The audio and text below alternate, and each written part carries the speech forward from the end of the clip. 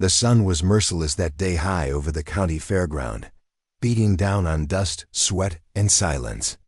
And in the middle of it all stood a girl, barefoot, a number pinned to her collar as if her life was no different than the cattle in the pens. The crowd didn't gather out of cruelty, they gathered out of habit, the kind of habit that forgets a human life can break under the weight of indifference. And then there he was, a rancher with more debts than cattle, more cracks in his boots than coins in his pocket. He wasn't looking to buy. He wasn't even sure he believed in saving anyone anymore. But when the bidding faltered, when silence revealed just how alone that girl really was, his hand rose. A price so small for a decision that would change everything. She didn't thank him. She didn't even look up. Because thank yous are for favors, not rescues. He took her home anyway, to a ranch held together by splinters and stubbornness, telling himself it was just for shelter, just until she could stand again. But what began in silence turned into something neither of them could have imagined. Because when dawn came, she wasn't just sweeping a porch or feeding chickens, she was planting roots. And before nightfall, he had done something no one expected. Not even himself. He placed her name on the deed, making her co-owner of land she'd never dreamed of calling her own. At the edge of a dirt-lashed county fairground, under a sun that burned not with warmth but with indifference, a young girl stood barefoot on an old pine board with a number pinned to her collar and eyes that had forgotten how to look up. And in front of her, a crowd gathered not out of cruelty but out of custom, the way folks gather around a fire they didn't build but feel drawn to anyway. And somewhere in that crowd stood a man with dirt under his nails and debt up to his chin, a rancher by name but barely, his land more dust than crop, his boots more holes than leather, and as the auctioneer called out numbers like they were cattle weights, he felt something stir in his chest he hadn't felt in years, not desire, not even duty, but defiance, because something about the way her arms hung limp at her sides, the way her shadow looked longer than her frame, made him feel like someone needed to do something, and no one else would. And when the bid hit $15 and a pause followed, the kind of pause that reveals how alone someone is in their suffering, his hand rose without thinking, as if his body had made the decision before his brain caught up. And the auctioneer blinked, glanced at him like he was a mistake, a misplaced card in a fixed game, and said, 15 going once, twice sold. And just like that, the crowd dispersed. The girl still hadn't looked up. And he realized he didn't even know her name, but she was his responsibility now. If not by law, then by the ancient rule of the land, if you take someone in, you don't turn them out, no matter how broken you are. And as they stood at the edge of that platform, strangers to each other and to the shape of what their lives would now become, he offered her water, and she took it without thanks. And he didn't expect any, because thank yous were for favors, not rescues. And on the ride back to his ranch, 4 miles of silence broken only by the mule's hooves and the occasional hawk scream overhead. She sat with her hands folded like someone waiting for punishment, and he drove with both hands gripping the reins too tight, because the truth was he had no idea what he was doing, only that it felt less wrong than walking away. And when they reached the house half standing, sun-bleached and weary, they both paused at the gate. Like crossing it meant entering something irreversible, and maybe it did, because from that moment on, everything shifted, not dramatically, but with the slow, stubborn rhythm of things planted in the wrong season, trying to grow anyway. And he showed her the barn, gave her the cot in the back room, left a piece of bread on the table, without asking if she was hungry. And she ate it that night while he pretended not to watch from the porch, and neither of them spoke. Because what could be said between a girl who had been auctioned and a man who barely had enough to feed himself? But in the stillness of that first shared night, under a sky that offered no answers but at least offered light, something passed between them, not understanding, not comfort, but recognition, like two people who'd been caught in the same storm, even if they arrived from opposite directions. And as he lay awake staring at the ceiling, counting cracks instead of sheep. He thought of the way her eyes flickered when the bid was called, just once. Barely noticeable, but it was there, and he wondered how long it had been since someone fought for her, not to own her, but to stop her from being owned. And if that was all he ever did, it would have to be enough, because he had nothing else to give. Not money, not future. Just a quiet place to sleep and the hope that maybe that was the beginning of something neither of them had words for yet. The first morning after the auction came without fanfare. No roosters crow or bells chime, just the soft rustle of wind through broken fence slats and the groan of old wood under movement. And when the rancher stepped into the kitchen, half expecting to find the girl gone or curled in some dark corner, he found her already awake, standing by the basin with her sleeves rolled up and her hands submerged in cold water, scrubbing a pan that didn't need scrubbing. And he paused at the doorway, not wanting to startle her, but knowing that whatever space existed between them now would need to be crossed slowly, gently, like stepping across a stream after a hard frost. And when she finally glanced over her shoulder, her eyes were clearer than they had been the night before, but still cautious, like a stray dog that hasn't decided if your hand means food or a trap. And he said nothing at first, just nodded, then poured himself coffee from a kettle she had already set over the fire. And they sat at the small table that had seen more dust than dinners these past few years. The silence between them not heavy, but expectant, like the earth waiting for the first drop of rain. And after a while she said, "You didn't ask for my name."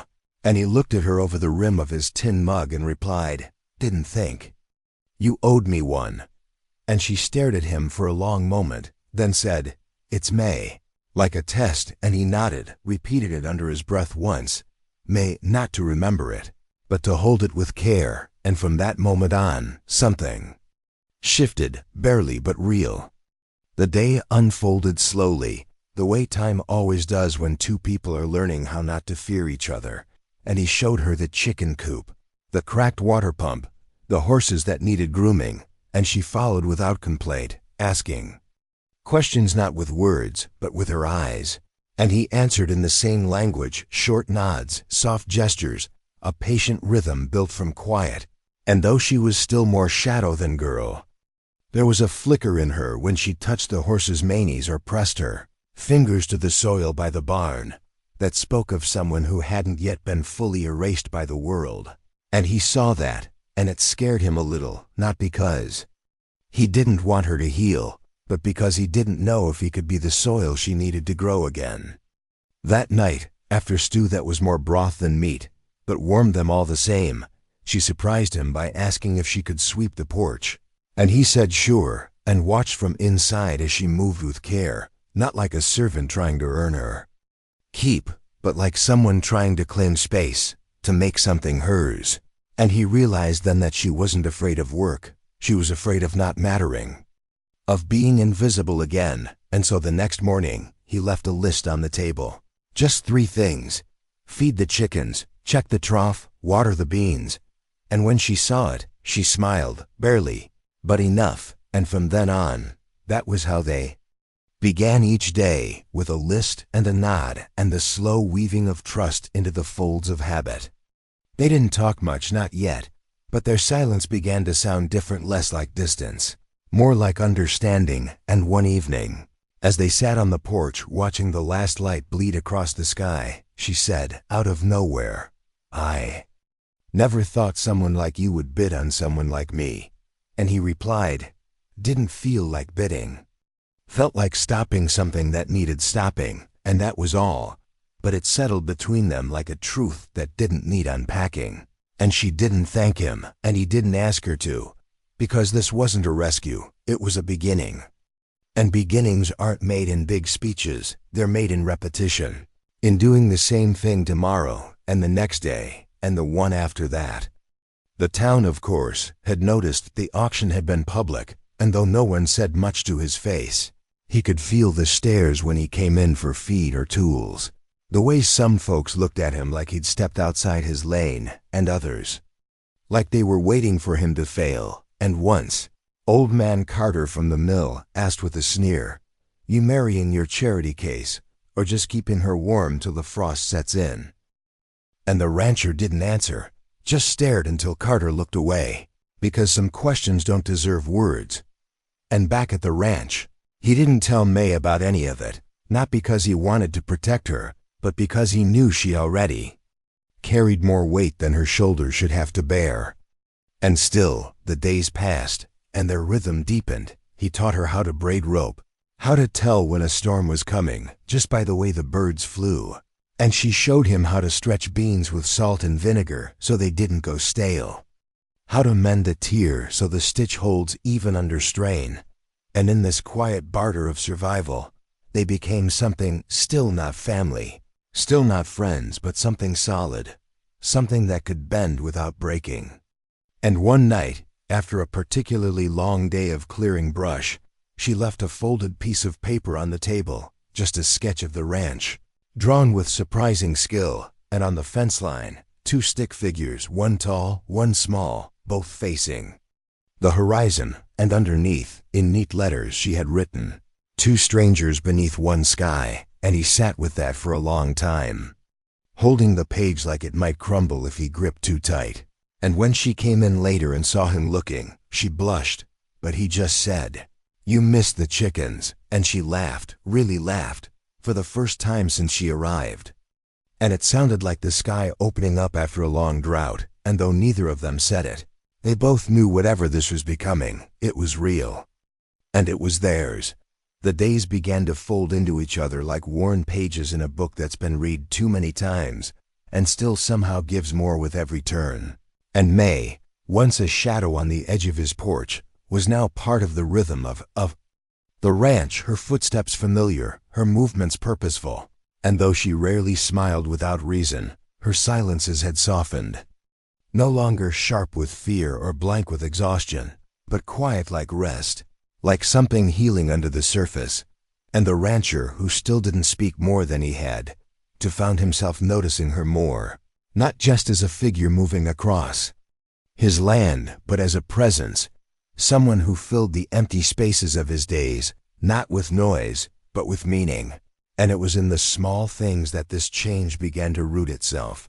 The way she mended a broken harness without being asked, or how she lined her boots neatly beside the door, or how she began leaving wildflowers in a cup on the windowsill. No explanations, just color where there hadn't been any before. And though he never said it, he saw it, felt it, let it shift something in him that had been locked down since before the drought, before the debts, before his wife died and left him with more silence than he knew how to carry. And as May took on more around the ranch, learning to ride, to fence, to read the sky like a weathered map, he watched her with something close to awe. Not because she was exceptional, though she was, but because she was willing to start from nothing and make it enough. And that kind of bravery is rare, rarer still when it comes wrapped in calloused hands and quiet mercy. And one afternoon, as they worked side by side, fixing a section of barbed wire fencing down by the south pasture, he noticed the way her hands moved with certainty, the same hands that had once trembled taking bread from his table, now strong, steady, and scarred. And he said, without looking up, "You were never made for standing still." And she paused, glanced at him with eyes that had seen too much and still held something tender, and replied, "I was never allowed to move before." And they let that sit between them, because it was true and painful, and beautiful in the way truth often is when it comes out without bitterness. The town continued to watch, of course, but less now. Less like gossip and more like curiosity that couldn't quite figure them out. And though some still whispered, they did so with less venom, because it's hard to hate what you begin to understand. And understanding crept in with each week May remained, with each errand she ran alone, with each time she returned something borrowed better than it was before. And when the preacher's wife fell ill, it was May who delivered broth and stayed to sweep the porch. And when she left, the preacher said to his congregation the next Sunday, "Sometimes angels arrive with dust on their boots," and no one corrected him. The rancher didn't speak of it, of course, but he heard. And when May returned that afternoon, sunburned and quiet, he simply handed her a glass of cold water and said, "You missed the hens again." And she grinned that crooked grin she gave when she knew he was proud, but pretending not to be. And it became a thing between them, this ritual of pretending not to notice what they both felt, of passing kindness back and forth like a tin cup, never spilling a drop. And at night, after the chores were done and the porch was cool with evening breeze, they would sit side by side, not touching, not talking much, just letting the day settle around them. And sometimes she would hum, not songs exactly, just melodies remembered from nowhere in particular, and he would close his eyes and let the sound soften the hard edges of his thoughts. One evening, during one of those silences, she said, "You ever think about selling?" And he didn't have to ask what she meant, because he had more times than he could count, but not recently. Not since she started painting the coop or keeping track of rainfall in a little leather notebook she'd found in the attic. And he shook his head and said, "Not anymore." And she nodded like that answer mattered more than she let on. And maybe it did. Maybe it meant that this place was no longer something to escape from, but something to build into. And that building continued, not just in repairs and routines, but in the quiet layering of trust, of dependence that didn't feel like weakness but like partnership. And when the barn flooded one night from a broken pipe, and they spent hours bailing water, slipping in mud and laughing between curses, he realized something strange. He wasn't tired of fighting anymore, not when she was beside him. And that night, soaked to the bone and aching in every joint, he looked at her and said, "I should have bid higher." And she laughed so hard she cried, and for once, the tears weren't from pain. They were from the relief of knowing someone saw her value, not as labor, not as a transaction, but as a soul who mattered. And she wiped her face with the sleeve of her shirt and whispered, "You paid enough." And he nodded, and they went back to work without saying another word. Because some moments speak loud enough on their own. And in the days that followed, the fence line they'd rebuilt together held fast against a sudden windstorm. And the crops they planted began to sprout early, and the horses responded quicker to May's voice than to his. And he didn't mind, not at all. Because she had earned that bond, earned it with every dawn she met before him, every night she stayed up checking locks, every wound she dressed on animals and on herself without complaint. And he saw it all, carried it all, the way men like him do quietly, without naming it, but it lived in the way he poured her coffee before his own, in the way he fixed the step she always tripped on, in the way he caught himself smiling when she walked into a room. And though he never said it, never dared to say it, he knew this girl, this fierce and gentle girl, had become the reason he started waking up again before the sun. Not to survive, but to build something worth waking up for. It happened without warning, without ceremony or speech.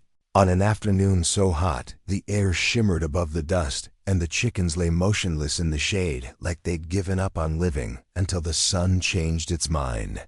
And May was in the barn rearranging feed sacks with sleeves rolled and braids stuck to her neck with sweat when she heard him call her name, not the sharp bark he used when something was broken or urgent, but low, almost careful.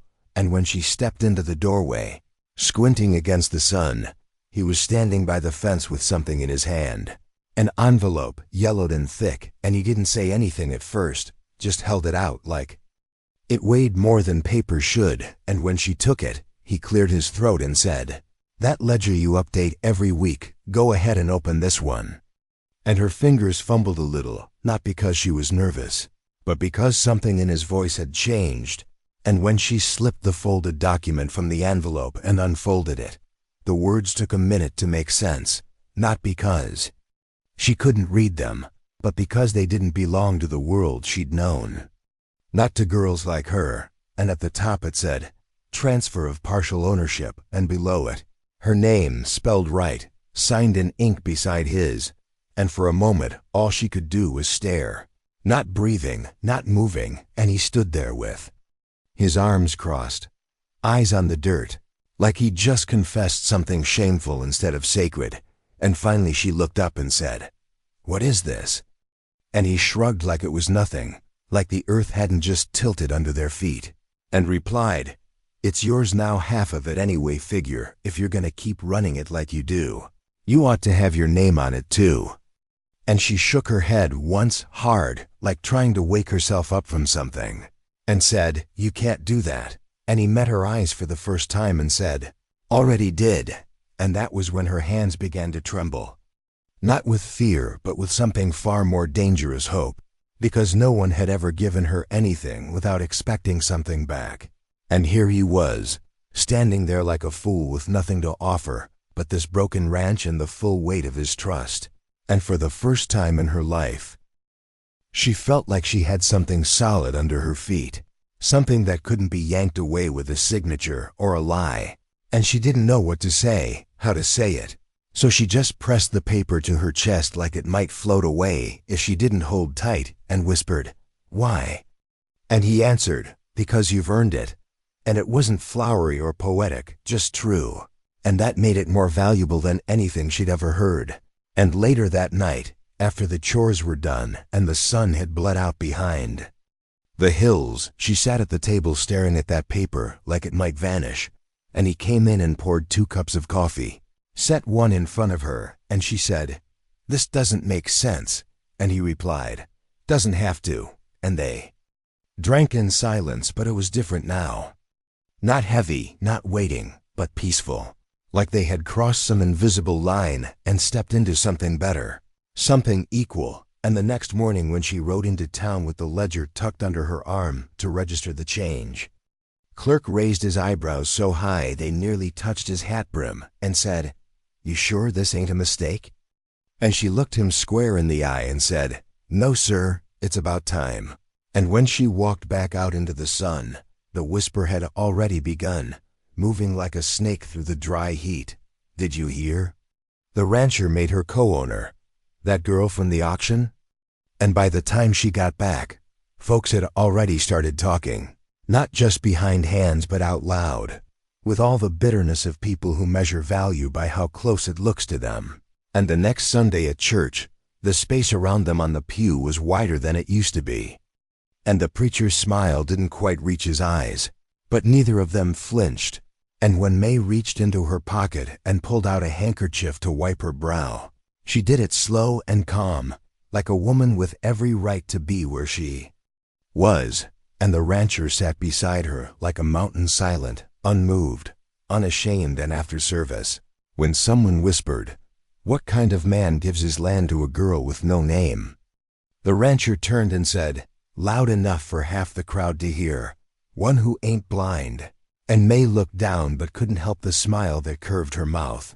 Not smug, not triumphant, just full, like the moment you realize the world doesn't get to decide what you're worth anymore. And the days that followed were hard. Of course, nothing easy about neighbors who look at you like you stole something when all you did was work. But May stood taller, moved surer, started answering the door without glancing at the rancher first. And when he found her one night drawing a new map of the property in the kitchen, labeling fence lines and planning rotations, he didn't say a word, just pulled out the chair beside her and handed her the pencil she dropped. And that's how it went for a while, them, side by side, no longer just survivor and savior, but something closer to partners. And though they still hadn't defined it, hadn't named what was happening between them, it didn't need naming yet, because it was alive, growing, deeper each day. And when the first calf was born that spring, May was the one who caught it, wrapped it in burlap, cleaned it off while the rancher held the mother still. And when the calf finally stood on shaky legs, blinking at the world, she laughed so loud it startled the horses, and he laughed too. And neither of them cared who might have heard, because the only thing louder than their laughter was the sound of a new beginning pushing up through the dirt, stronger than anything they'd ever thought they'd be allowed to call their own. The letter came folded twice and sealed in wax the color of dried blood. No return address, no name on the outside, just the ranch's coordinates scribbled in a hand so firm it looked branded into the paper. And it arrived not through the town post but by a rider who didn't dismount. just handed it over with a grunt and turned his horse before the dust could settle. And when May took it from the rancher's hands that afternoon, the weight of it felt wrong, like something poisonous wrapped in the polite shape of correspondence. And she didn't open it right away, just stared at it, turning it over like it might tell her more by touch than by sight. And the rancher didn't press, just waited, watching the way her breath shifted, short and shallow like she was holding something back. And finally, as the sun dipped low behind the hills and the sky went the color of old bruises, she broke the seal and read the words in silence, her face draining with every line until by the end, her hands trembled and her eyes looked years older than they had that morning. And without saying a word, she folded it up, placed it on the table, and said, "I wasn't his to sell." And the rancher, already tense from the moment he saw her expression change, stepped forward and said, "What does that mean?" And she looked at him, voice low and flat, and said, "My indenture wasn't just labor, it was debt, inherited from my father. And the man who signed me off at the auction, he wasn't even the holder of it, just someone hired to clean up what was owed." And she pushed the letter toward him and said, "The real creditor's coming, and he says he owns everything I've touched."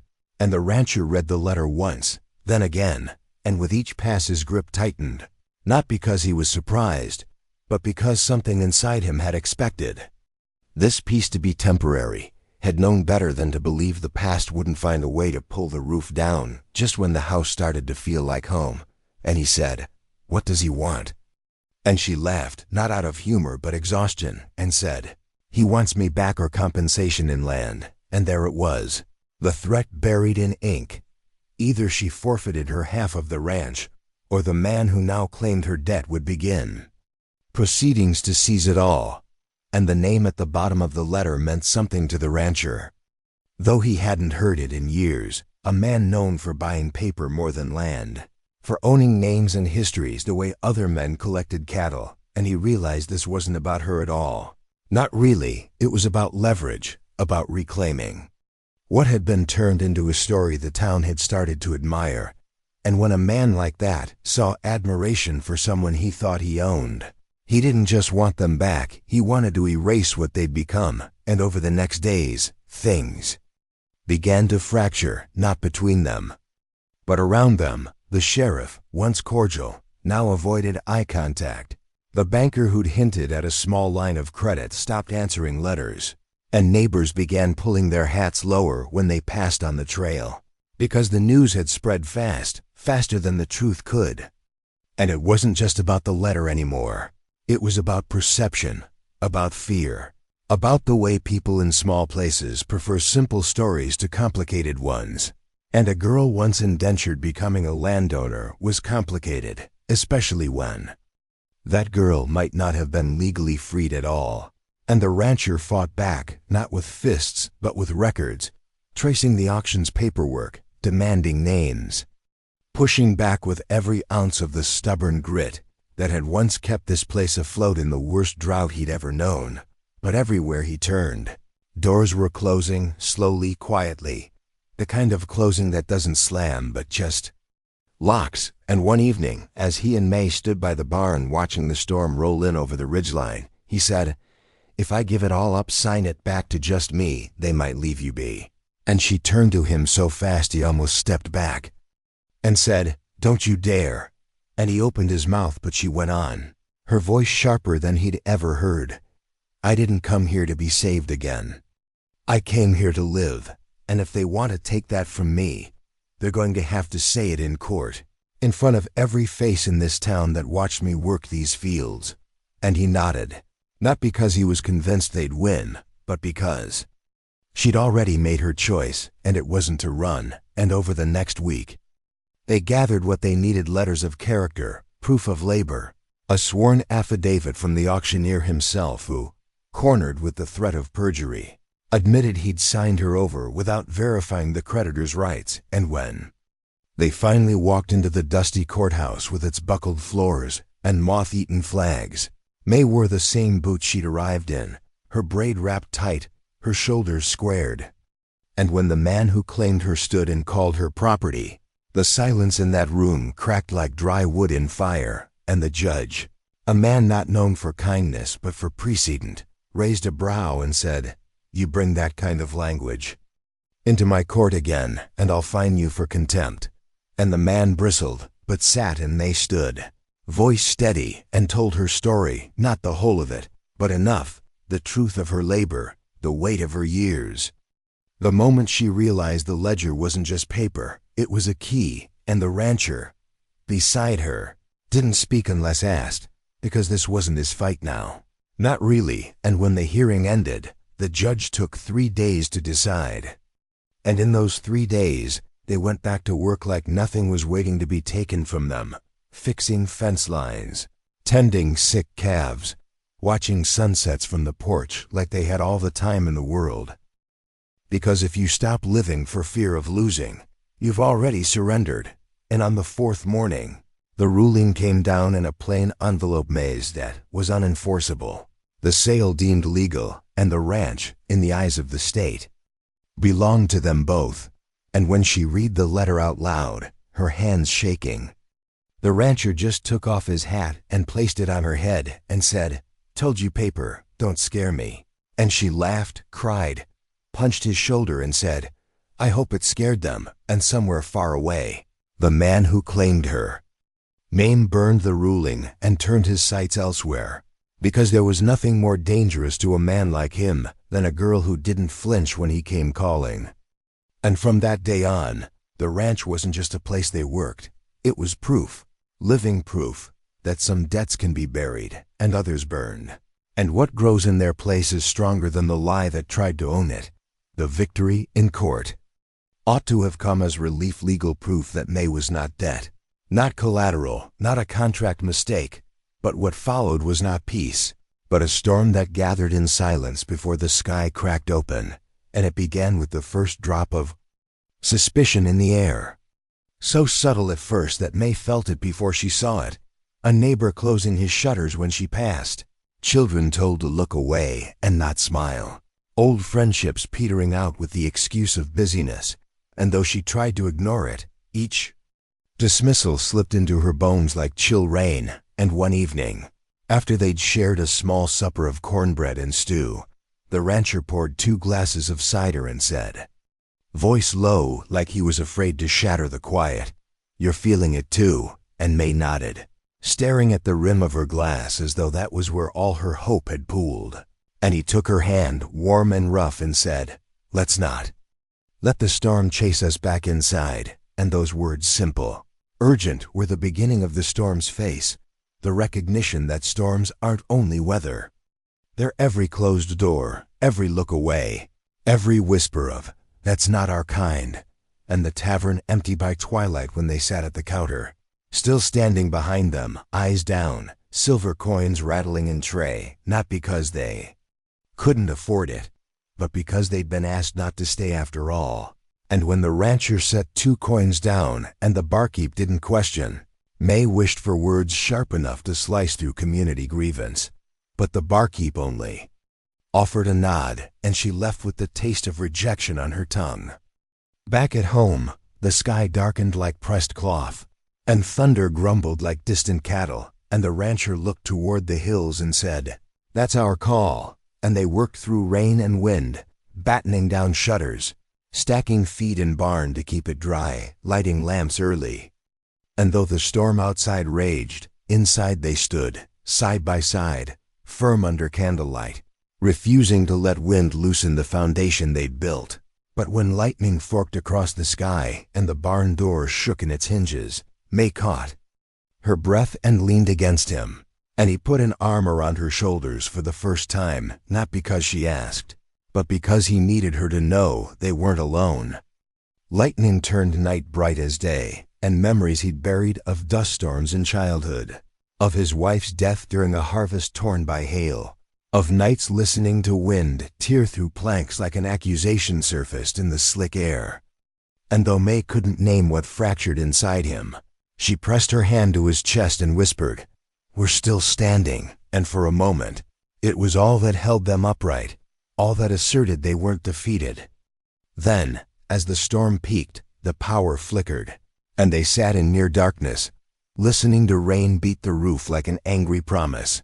And May said, "Tell me about before." And he told her about drought years, about failure, about the day.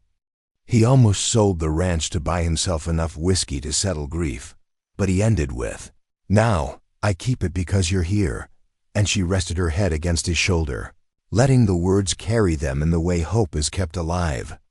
And when the storm finally broke, dawn leaking gently across broken barn boards, the world had been washed clean, not by mercy, but by endurance. And everywhere they looked, the land glistened. The horses shook droplets like laughter, and even the fence line they fixed the day before stood strong, the wire taut as conviction. And the rancher helped May outside, where the sky was wide and gray, and he said, "Come on. There's still work to do." And they went out together, boots sinking into mud that smelled like promise.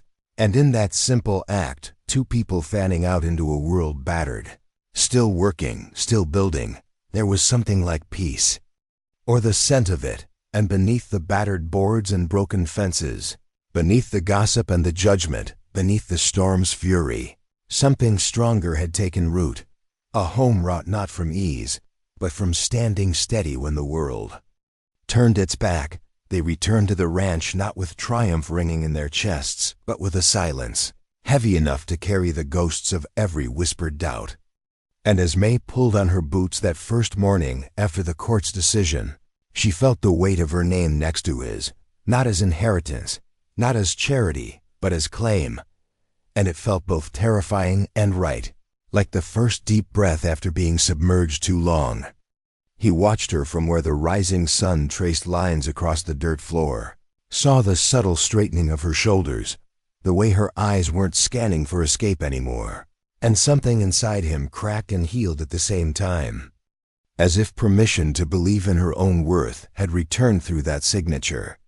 That deed, that moment when ledger turned into legacy, and yet despite the paperwork's power, they both sensed that the roots this kind of life would require would stretch far deeper than any title could secure. And so they set to work in the days that followed, not to prove anything to the town, but to themselves, reshaping earth and habit until the ranch felt as much hers as it did his, and each sunrise became a conversation of soil, sweat, seeds, not needing to say "we belong," because the land whispered it already. And where once her days had begun in fear or in flight, they now began with mapping rotation of fields, planning out where the brood mares would pasture next to the rows of beans, talking over fence repairs with the painstaking care of people, forging permanence. And one afternoon, as she turned a soaked wrench to tighten a hinge on the barn doors, he asked quietly, "You feel it?" And without pausing, she replied, "Peace." And that was not something either could have named before, not amid the half-lit auctions or the courtrooms, but here, as petals dropped into their palms from a blossoming heirloom shrub May had discovered growing wild near the creek. Peace felt different, earned, fragile, and held lightly. Outside the gates, the town watched. Of course, some offered nods tempered by old pride. Some watched with new curiosity, but what no one said anymore was that she didn't belong. And a woman from the general store, who used to avert her gaze when May entered, now greeted her first and asked how the garden was doing. And May, cheeks colored with something shy like sunrise, answered, "Better every day." And the woman smiled in a way that felt like a soft opening in a wall, and the rancher, standing beside her, felt it too, the slow thaw of something old turning into something generous. Inside the house, post-legal fight, they began restoring things. May scrubbed the plaster from the entryway, painted the worn chair, mended curtains with lace she found at the auction long before her own arrival. And each repair carried the story of reclamation, of love poured into cracks until they no longer looked broken. And one evening, as they shared mason jar lemonade on the porch, she said, "It never felt like mine to fix before." And he replied, "But now it is." And that pronoun, theirs, was no small thing. It was a seed. And when the wind rustled through the beans, it sounded like applause. But roots deepen not just in action, but in vulnerability. And sometimes May still woke from dreams of ledgers and courtroom chairs, breath ragged, as if the fear could crawl back in when night returned, and he would sit at the edge of her cot, hand in her hair, reminding her not with words, but with presence, that this was real and whole, and it stayed. Then there were the nights when she read old indenture contracts, public records she found in the courthouse archives, and every new entry of names, transfers, debts wore into her until she tucked them back into their folder and vowed to use them for study, not shame, for context, not captivity.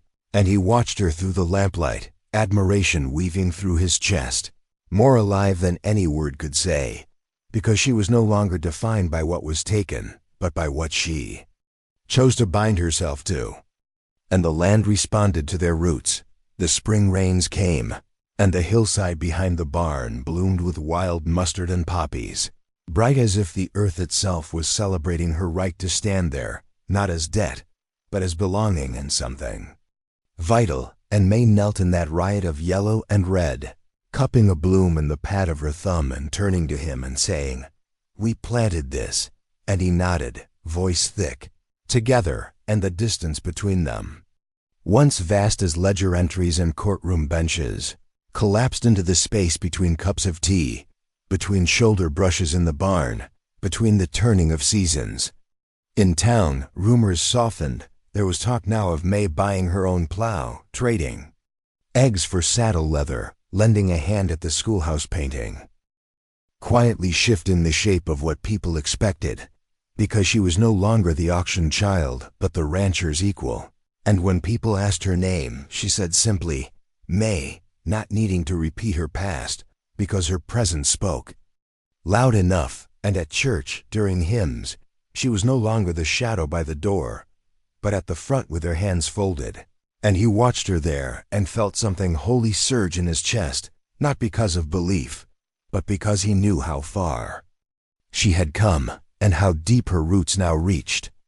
And then came the morning when May found a sapling oak, thick-stemmed and strong-planted alongside the barn foundation, ribboned with cloth. And he said, quietly, "Willow oak," as if speaking its name made it grow, and May pressed her hand to the bark, eyes misty, and said, "One day, this will be shade." And he answered, "But for now it's witness." And that was truth roots deeper than paper, deeper than contracts, deeper than storm's roots planted in justice, memory, resilience, and love, destined to bear a canopy they both could stand under. And in that silent understanding, as the sun rose on the ranch that was theirs, not by transaction, but by becoming, they both felt this was home. They returned to the ranch not with triumph ringing in their chests, but with a silence heavy enough to carry the ghosts of every whispered doubt. And as May pulled on her boots that first morning after the court's decision, she felt the weight of her name next to his, not as inheritance, not as charity, but as claim, and it felt both terrifying and right, like the first deep breath after being submerged too long. He watched her from where the rising sun traced lines across the dirt floor, saw the subtle straightening of her shoulders, the way her eyes weren't scanning for escape anymore, and something inside him cracked and healed at the same time, as if permission to believe in her own worth had returned through that signature, that deed, that moment when ledger turned into legacy. And yet, despite the paperwork's power, they both sensed that the roots this kind of life would require would stretch far deeper than any title could secure. And so they set to work in the days that followed, not to prove anything to the town, but to themselves, reshaping earth and habit until the ranch felt as much hers as it did his, and each sunrise became a conversation of soil, sweat, seeds, not needing to say "we belong," because the land whispered it already. And where once her days had begun in fear or in flight, they now began with mapping rotation of fields, planning out where the brood mares would pasture next to the rows of beans, talking over fence repairs with the painstaking care of people, forge in permanence. And one afternoon, as she turned a soaked wrench to tighten a hinge on the barn doors, he asked quietly, "You feel it?" And without pausing, she replied, "Peace." And that was not something either could have named before, Not amid the half-lit auctions or the courtrooms, but here, as petals dropped into their palms from a blossoming heirloom shrub May had discovered growing wild near the creek. Peace felt different, earned, fragile, and held lightly. Outside the gates, the town watched. Of course, some offered nods tempered by old pride.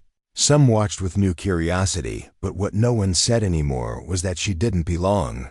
And a woman from the general store, who used to avert her gaze, when May entered, now greeted her first and asked how the garden was doing. And May, cheeks colored with something shy like sunrise, answered, "Better every day."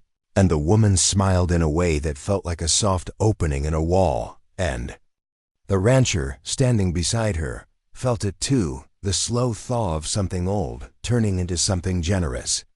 Inside the house, post-legal fight, they began restoring things. May scrubbed the plaster from the entryway, painted the worn chair, mended curtains with lace she found at the auction long before her own arrival. And each repair carried the story of reclamation, of love poured into cracks until they no longer looked broken. And one evening, as they shared mason jar lemonade on the porch, she said, "It never felt like mine to fix before." And he replied, "But now it is." And that pronoun, theirs, was no small thing. It was a seed. And when the wind rustled through the beans, it sounded like applause. But roots deepen not just in action, but in vulnerability. And sometimes May still woke from dreams of ledgers and courtroom chairs, breath ragged, as if the fear could crawl back in when night returned, and he would sit at the edge of her cot, hand in her hair, reminding her not with words, but with presence, that this was real and whole, and it stayed. Then there were the nights when she read old indenture contracts, public records she found in the courthouse archives, and every new entry of names, transfers, debts, wore into her, until she tucked them back into their folder and vowed to use them for study, not shame, for context, not captivity. And he watched her through the lamplight, admiration weaving through his chest, more alive than any word could say, because she was no longer defined by what was taken, but by what she chose to bind herself to. And the land responded to their roots. The spring rains came, and the hillside behind the barn bloomed with wild mustard and poppies, bright as if the earth itself was celebrating her right to stand there, not as debt, but as belonging and something vital. And May knelt in that riot of yellow and red, cupping a bloom in the pad of her thumb and turning to him and saying, "We planted this," and he nodded, voice thick, "together," and the distance between them, once vast as ledger entries and courtroom benches, collapsed into the space between cups of tea, between shoulder brushes in the barn, between the turning of seasons. In town, rumors softened. There was talk now of May buying her own plow, trading eggs for saddle leather, lending a hand at the schoolhouse painting, quietly shifting the shape of what people expected, because she was no longer the auctioned child but the rancher's equal. And when people asked her name, she said simply, "May," not needing to repeat her past, because her presence spoke loud enough. And at church, during hymns, she was no longer the shadow by the door, but at the front with her hands folded. And he watched her there and felt something holy surge in his chest, not because of belief, but because he knew how far she had come and how deep her roots now reached.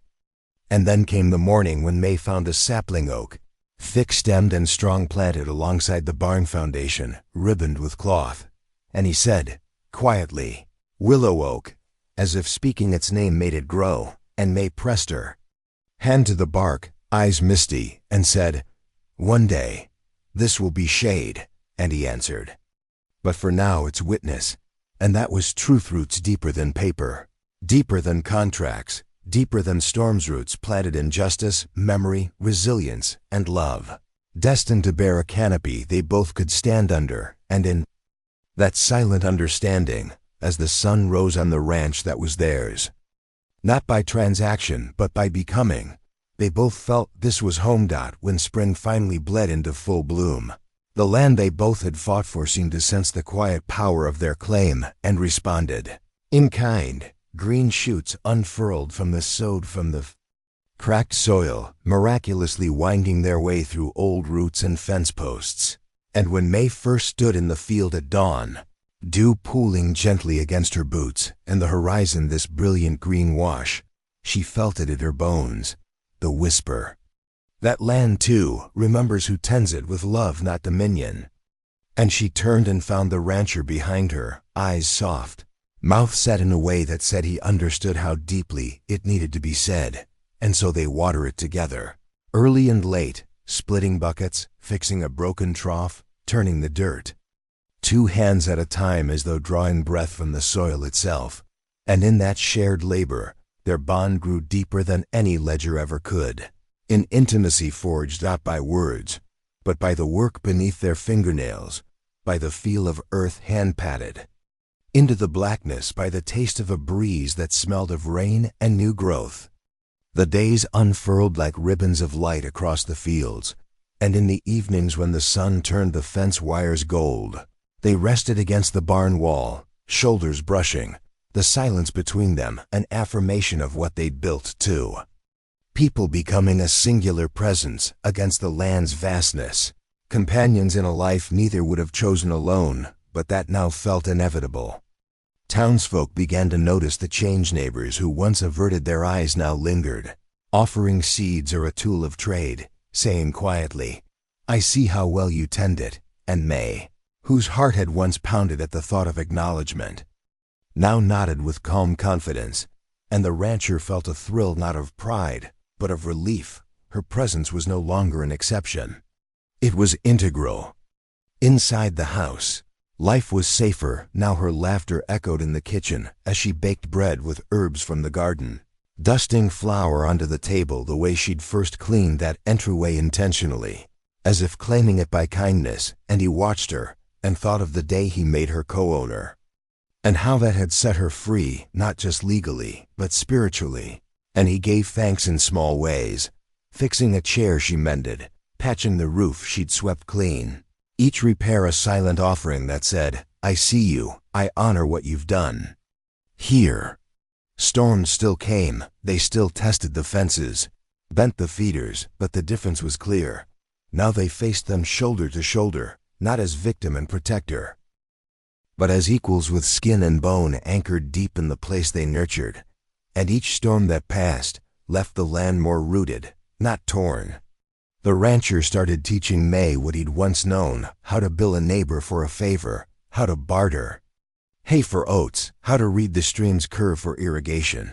But she taught him, too, how to soften his ledger into patience, how to ask a question without it sounding like a claim to right, how to stay open when old habits said to shut the gate. And together they rewrote not just the ranch's operation, but its spirit. The most unbelievable moment came when he found her pacing the edge of the bean rows, wildflowers at her feet, scribbling in her notebook, then looked up and said, "Let me help." And she took his hand and pulled him forward, showing him the new plot she'd planned: flowers for the house, a corner for herbs, the rest for feed. And as he leaned close to the map she'd drawn, he realized this life they were building, was no longer his alone, or hers, or even the ranch's, but something alive, growing between them, between their hands and the earth.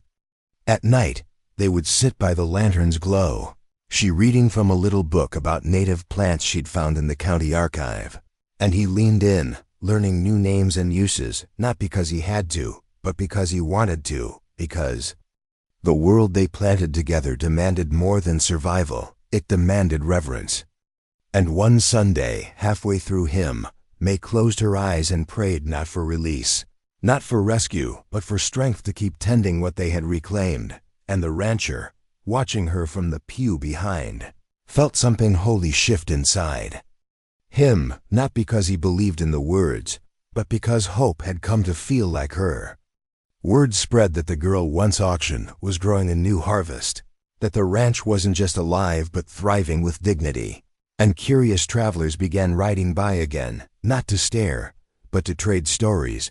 Saw May stand behind the chicken feeder, counting hens by voice, and they tipped hats, not in pity, but in respect, because they recognized what she carried now. Not the history of bondage, but a resilience nurtured in quiet faith. And in that resonance, the land itself seemed to breathe with recognition. Streams glimmered. Birds came back bold, the bean rows stood straight and green, and one evening, May pressed her hand to the soil and whispered, "You remember." And the rancher joined her, saying, "And so do we." And in that moment, as dusk rolled down the hills and stars kindled above, the ranch was not just a place where they lived, it was an echo of what can happen when people choose to water not only land, but each other with respect, with equity, with love. And the legacy they cultivated together could not be auctioned, could not be undone, because it was rooted deeper than contracts, rooted in what planted the soul. By mid-season, long after the court's verdict and the storms had passed, the ranch quietly blossomed into what May and the rancher both felt. In their bones it was meant to be, not a place rescued, but a place co-built. And on the day she received her first paycheck from selling eggs she'd raised and fed with her own hands, May pressed the coin into her palm as if it carried the weight of every step she had taken to earn it. And when the rancher told her she didn't have to accept payment, she looked at him, eyes steady, and said, "I already did the work."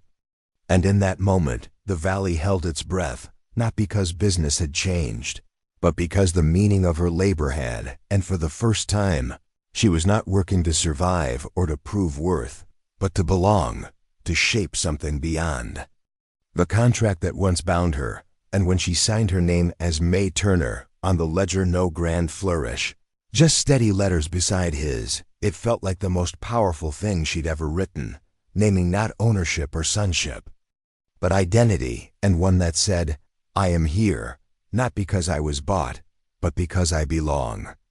That evening, at the trading post, old Mrs. Henshaw, who used to stammer when May showed up for supplies, asked with genuine warmth, "Turner, that's your name now, dear?" And May replied simply, "Yes," and Mrs. Henshaw's smile softened, like someone realizing the mountain in front of them was no longer a storm in waiting. And the rhythm of recognition in the town began to shift. Whispers turned to nods, sideways glances into shared pride. And when schoolchildren drew pictures of the ranch in lessons, the names on the gate were Turner and Turner, and they colored in the cow that belonged to both of them, not just the man. And when the younger children asked if that meant they were family, the rancher said quietly, "We are," and didn't explain beyond that, because sometimes belonging is not about blood, but the ties you choose to hold. Inside the house, names carried weight too. May began labeling jars of preserves with her name followed by N.T. Turner, and the letters seemed to carry a song in them, steady like a heartbeat, and each label placed on a shelf was an affirmation that she belonged not in secrecy or pity, but in shared identity.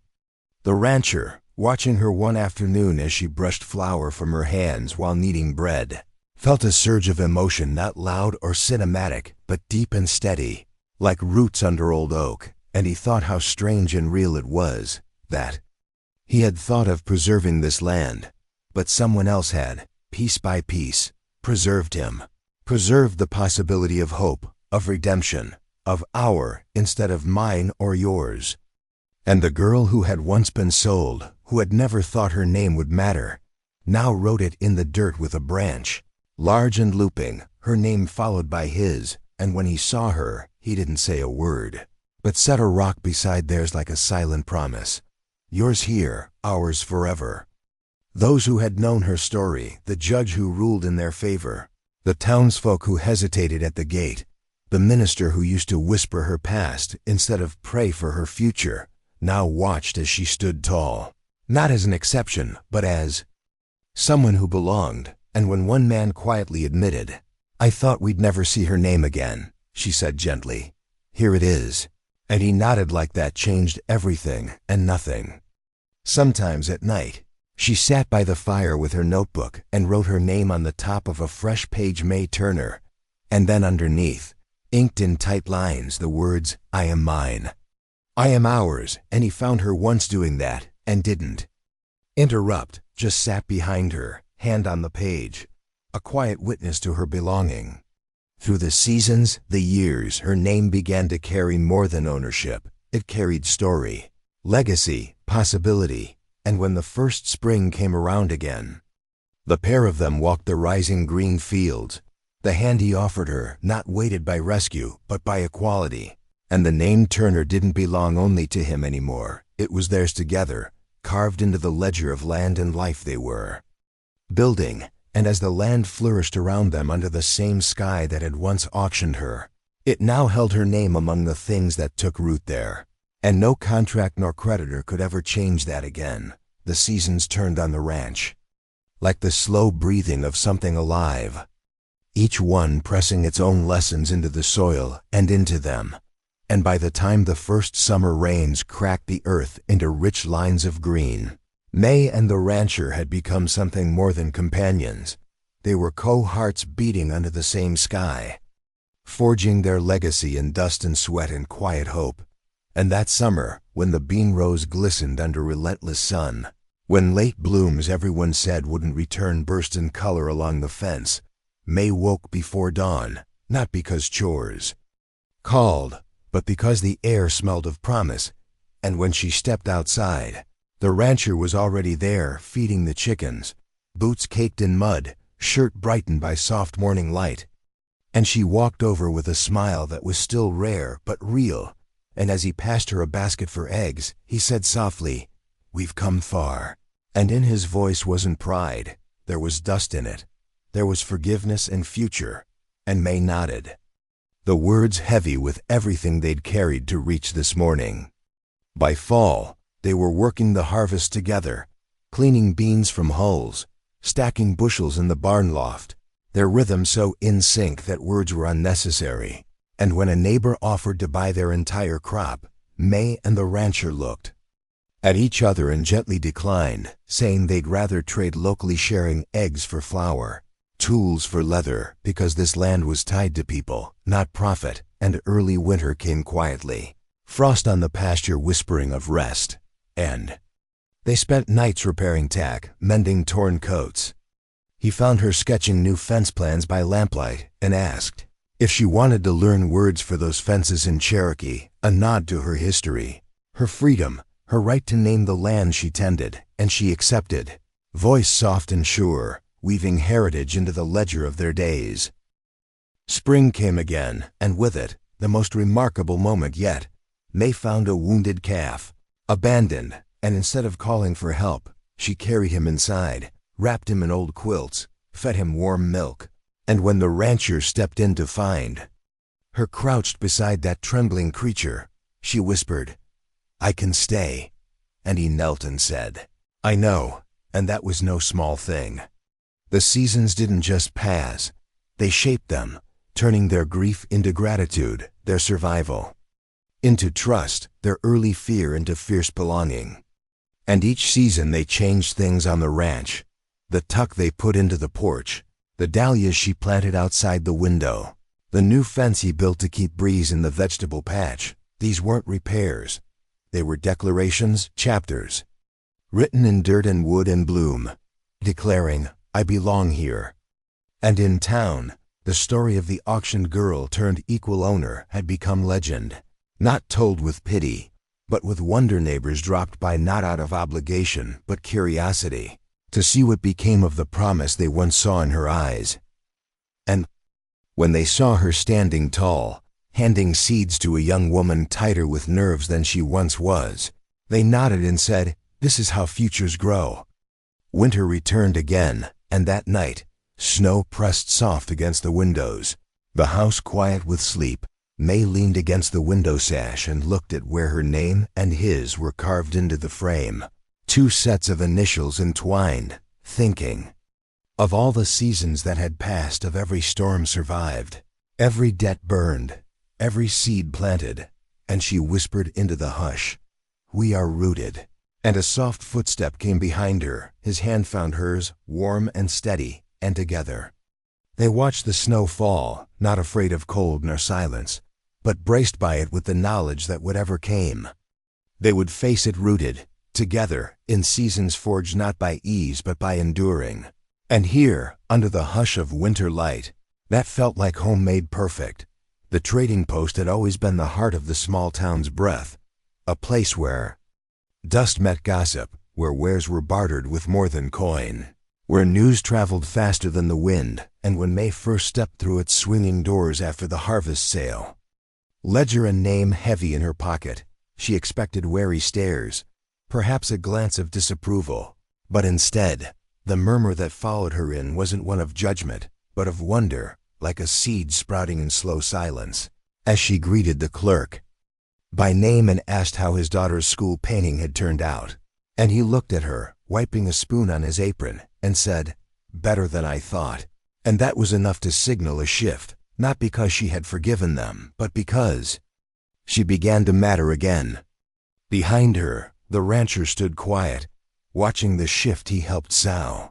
And when a neighbor offered eggs in trade for books, May was cataloging at the post. The neighbor said softly, "We didn't know you could set eggs like that," and May just smiled and talked shop, and the silence afterward had a living pulse, like the place remembered her now not as a transaction, but as someone who belonged.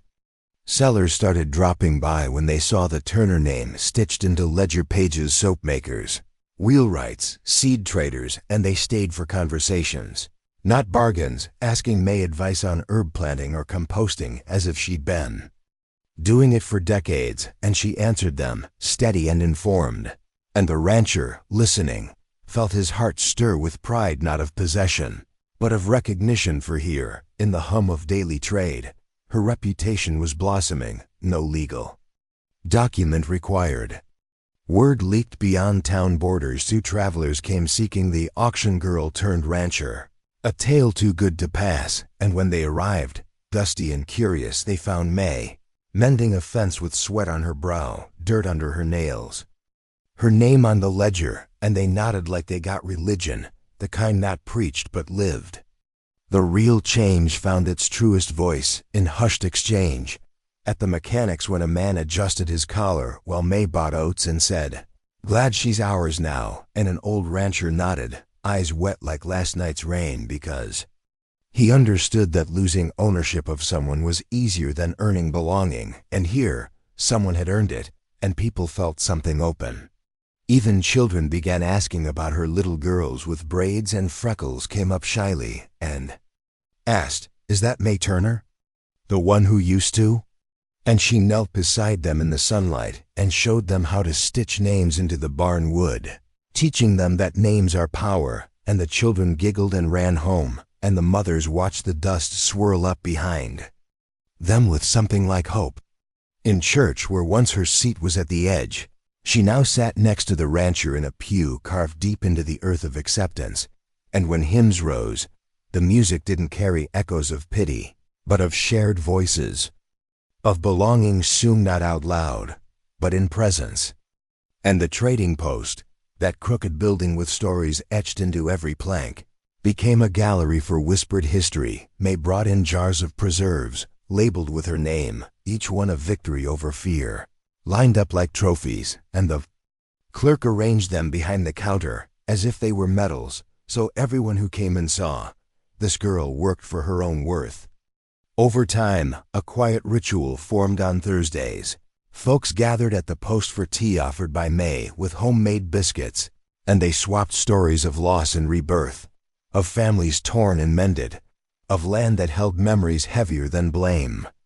And though no one announced it aloud, this weekly circle stitched the town together with something softer than law, stronger than gossip. The rancher, watching from outside one afternoon, saw May laughing with Mrs. Henshaw over a spilled basket of seeds rolling in the sun like laughter caught in grain. And he realized that the story they'd become wasn't about debt reclaimed, but about trust woven minute by minute across fences, because a trading post isn't just where things are bought. It's where stories are traded, and leading folks to trade their silence for curiosity meant affection had taken root. One day, as May helped an elderly man measure oats, she showed him how to mark his heart into the tin with chalk, and he blinked back at her, voice thick, and said, "You got a name now, kid," and she nodded simply, "I do." And it took his breath, not for surprise, but for relief, for the redemption of both of them, maybe, grateful for a girl who taught them to see each other again through dignity. That evening, as she closed the post's door behind her and stepped into the sunset, she felt the ledger's weight in her pocket, not the title, but the truth that belonging isn't enforced. It's earned in trade, in tenderness, in names spoken with respect. And when she met the rancher out by the gate, he offered his hand and she took it, and it wasn't possession, it was partnership. And together they walked toward home, where the land they loved reflected stories told not through papers, but through people who chose to see her as more than a past wound, but a living promise. And that, the slow rewrite of a trading post story, was the quiet miracle. They were no longer just making a home. They were becoming the story people told when they wanted to believe that transformation, real transformation, can begin. Beneath the hum of everyday trade, the night when everything finally came full circle was the kind of night that holds its breath until the last star glitters, cool air draped in stillness. The ranch alive with quiet, the bean fields humming under a moon that poured silver across everything it touched. And May stood at the edge of the barnyard, her boots powdered with dust, her name carved into the ledger inside and into every inch of bone and soil she'd claimed by sweat and courage. And the rancher came up beside her, silent, hand grazing hers not in ownership, but in belonging. And they looked out over the fields where the first tender shoots of next spring sneaked through the thawing ground, and in that moment, the world felt both impossibly wide and homebound. "Do you remember the day we met?" he asked, voice low, not asking because she'd forgotten, but because he needed to say it, though no words could carry the weight of what had changed since that dusty auction block. She closed her eyes, saw the platform under the hot fairground.